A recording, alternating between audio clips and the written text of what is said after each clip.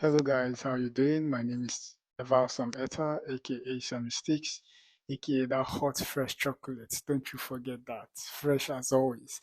So I'm a Nigerian, a student living in Germany, Darmstadt precisely. Studying master's program. I share content on studies abroad in Europe, generally travel adventures, travel vlogs, lifestyle and every other thing that has fun in it. So if this is what you like, if this is the kind of video you like, you just want to stick around, hit that subscribe button if you're yet to subscribe. And for those who have subscribed, thanks for supporting me. I mean, I'm being motivated by you guys. I love you guys. Keep those support coming. So on today's video, like the caption says, how to answer German student visa interview questions. So stay on this one. Without further ado, let's delve straight into this video.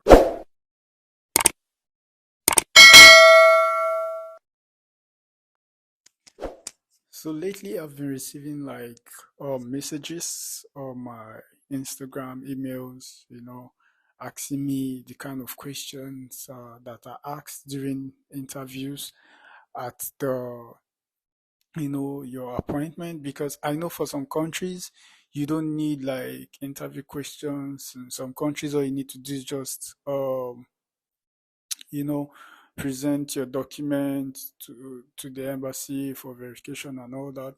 But in some other countries you have to go through a process of interview, sit in front of the visa officer, answer questions relating to your travel, and stuff like that. And at the end of the day, you issued visa or you're denied visa, as the case may be. But I don't ever pray for anyone to, get a rejection, because visa process is not an easy, you know, task, because it takes a lot of your time, resources, and all. So I actually told some of these persons reaching out to me that I'm currently making a video, which is one of my, list. I'm making a video on how to answer such questions when you go to the interview.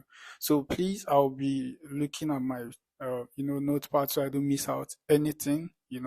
And please, I just want to tell you that the most important thing when going for an interview, you want to dress decently. Like, you don't look like someone who is just woke up on the wrong side of the bed, and just went to the visa. You're not going to, have a good impression. So always be prepared before going for interview.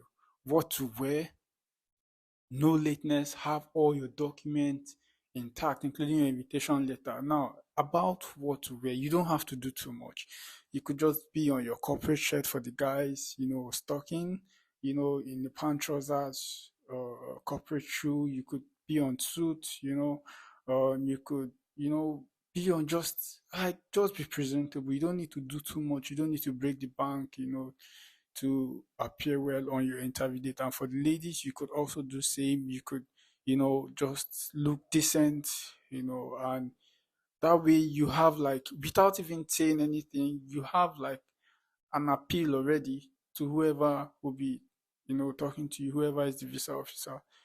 So because like the adage says, dress the way you want people to address you. So yeah, the first thing you want to do when it comes to questions that will be asked is they're going to ask you questions about country and purpose. Some people misunderstand this whole thing, right? Number one, questions about country and purpose. Like, purpose of travel. What is your purpose of travel? Simply asking you, what is your purpose of travel? What are you going to this country for if you are granted visa? Are you going uh, for what's it called, for tourist visit? Are you going for studies, or are you going for whatever? But as regards to this case, you are going for studies. Keep it short and simple. Don't start telling all manner of stories. If you're not asked anything, you don't answer, okay? Because most times I've discovered that when you talk too much, you end up putting yourself in trouble. You end up saying things you're not meant to say. So when you ask questions about your country and visa, if you're asked purpose of travel by the visa officer, you simply say studies, you know, and you might have there might be a follow-up question. Oh, really? Studies? So what exactly are you going for? Like, what's the studies? Tell us, elaborate more. And then you can just say, okay, I'm going for a bachelor's program, I'm going for a master's program, in so course, or in so course, in so university. Keep it short and simple. And also, you might be asked, why Germany and not Canada, USA, UK, etc., or even your own country? It's a very, very tricky question. You don't want to just rush to answer such questions. So all you want to say is, okay, why Germany? Because Germany offers, I'm just giving you a sample, because Germany offers tuition for education at almost no cost. Quality education at almost no cost. You could decide to say that. And on the other hand, UK, Canada, or the United States, education, getting a degree, you have to break the bank. It's really expensive. And that's your reason. Keep it short and simple. Further down, if they want to see if you actually know anything about this country, you might be asked, okay, so in which parts are you going to in Germany? What state exactly? I'm going to be using um, where I am, for example. So, which part of Germany? Okay, my school is located in Darmstadt, in the Hessian state, in Germany. Simple. Hessia or Hessen, it's the state where my school is located. They might ask you, okay, really? So, how many states are in Germany? They might ask you, name the president or the chancellor of Germany. Germany has a president, Germany has a chancellor. So you have to know these things. They might also ask you, mention countries that border Germany. There are countries that border Germany. So you have to know these things at your finger. They might also ask you like different things, like different things entirely about Germany. So Google should be your friend in this case. Like you need to do lots of research. I mean, without being told, you should know one or two things about where you're going to. So to the next question, they might ask you questions about your school and program. They might ask you, okay, so for example, you're going for entrepreneurship and innovation management. So how many modules are there for your core area? How many modules do you have to take? Mention some of the professors in your department. Who is the president of TU Darmstadt? Who is the chair of so and so module? They'll ask you things relevant to your program. Like they want to see if you actually know anything about your program, and you're not just going, you say you're going for studies, so you should know what and what is involved. It even asks you how relevant is your program to your country.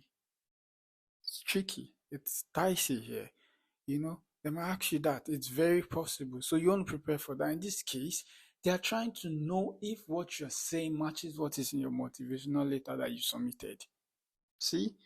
So in this case, some people might start saying different things that doesn't correlate with what is in your motivation letter. And that is already a red flag for you. So you don't want to make that mistake. They might even ask you who is the dean of your department. They might ask you when is the semester starting.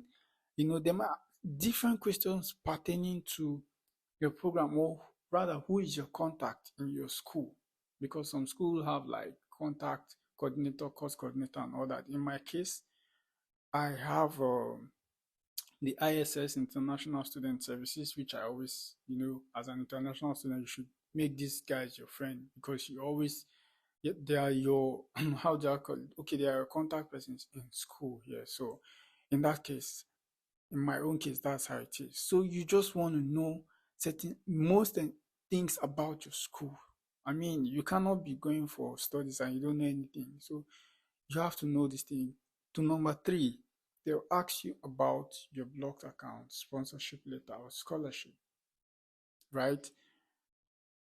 Here, they'll ask you questions like, how were you able to raise funds? I mean, it's 11,208 euros presently for blocked account. So how are you able to raise uh, this amount? And you could answer in a very simple and short way. Okay, how I was able to raise these funds was through family. And then I also work, I had savings, family came together, to raise these funds for me. Or my uncle or my dad raised this money for me as I've always shown interest in furthering my education outside the country. Simple. Don't go and say things that you're not meant to see. And then they might ask you, okay, if you're using the sponsorship letter, they might ask you, who is your sponsor? Where does your sponsor stay?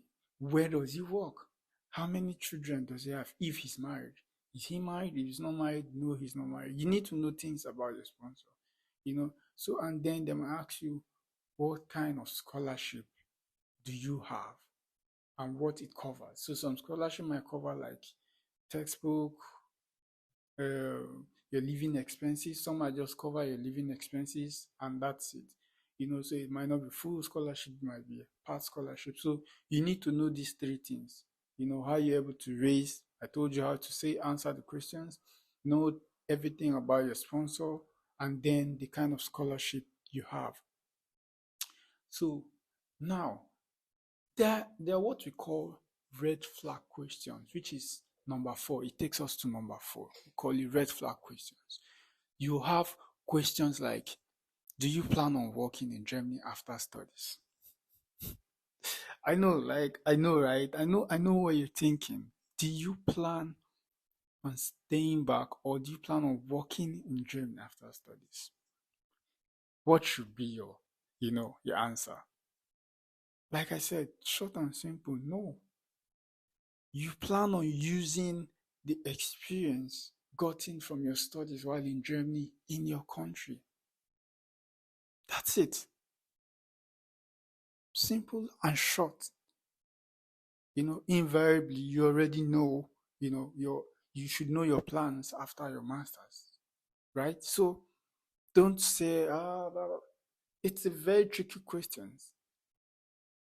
Yes, it's a very tricky question. And if you answer carelessly, you might have answered every other ones I've itemized well. And then it comes to these red flag questions. You start saying all manner of things. That's the end. That's the end. Another red flag question is, do you know anyone or family in Germany?